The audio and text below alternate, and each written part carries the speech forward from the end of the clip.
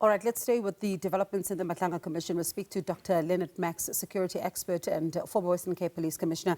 Dr. Max, it's always a pleasure to speak to you. So it seems, right, Brown Mogotsi has different versions. At times, he even denies what is even contained in his own affidavit, too much confusion. How would you describe him as a witness? Good afternoon. Yeah, it is clear that when he came to the Madlanga Commission, he had a mandate and a particular objective, and that was to smear General Mkhwanazi, General Khumalo, General Musimola, and the former Minister of Police, Becky Cele. But what he underestimated was the intelligence of the South Africans, but in particular, the intelligence and the skills of the jurists in the Madlanga Commission. Today was clear that they took him to the cleaners. Advocate Keskelson, SC, took him totally to the cleaners.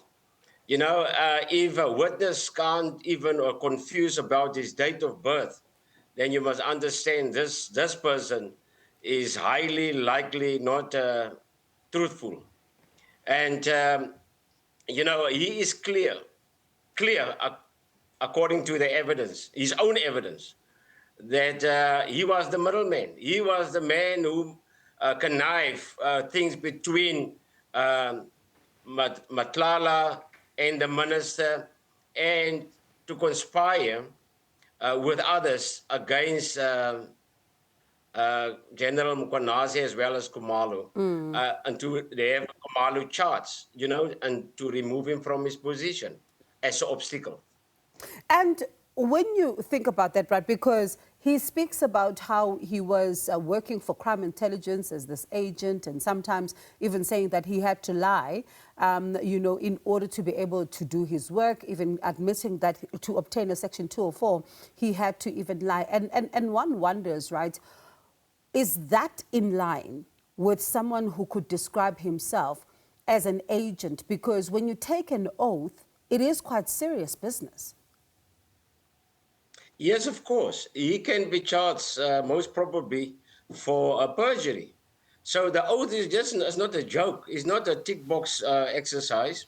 The oath is something that you can go to jail. And in this particular case, you know, this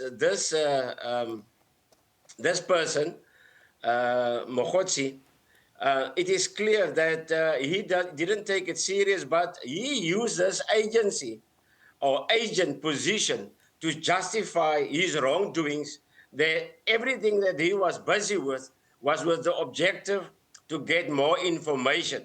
But that is just a misdirection of the whole saga, and he wants to mislead the Madlanga Commission from the real issue, and that is that Matlala actually financed the operations of the minister. And that is clear. And he claims that, you know, he wanted to make sure that Matlala should never get close to the minister. But at the same time, it's rather confusing because it does seem like, you know, he does speak to Matlala about how decisions are being made in the PKTT and all of that. And I wonder, how now are we as South Africans who are watching this particular process and his testimony, how are we supposed to process what he is saying? Because if we have ascertained that this is a man who doesn't even tell the truth about his date of birth, how then do we believe the rest of it? You are totally correct. You see, the problem is his evidence is going to be compared with the minister's evidence. The minister is also due to go to the Madlanga Commission because he was not there yet. So he have to go to there as well.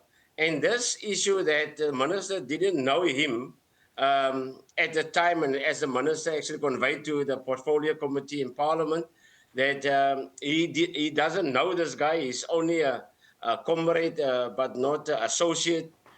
You know, it appears from the evidence that there's a long-standing relationship and a trust relationship between him and the minister, because somebody strange, he will not be in a position to actually do what he did, and pull all these strings to advance, as alleged, the minister's election campaign or political campaign, to finance it, to get finances. All right, Dr. Max, really, it's a minefield, right, to try and understand exactly what's going on here because, when you think about some of the versions of events and the dates that he puts out, it really just boggles the mind. But, of course, we'll continue then to monitor that particular testimony. Thank you so much for speaking to us this evening, Dr. Lennit Max, security expert and former Western Cape Police Commissioner.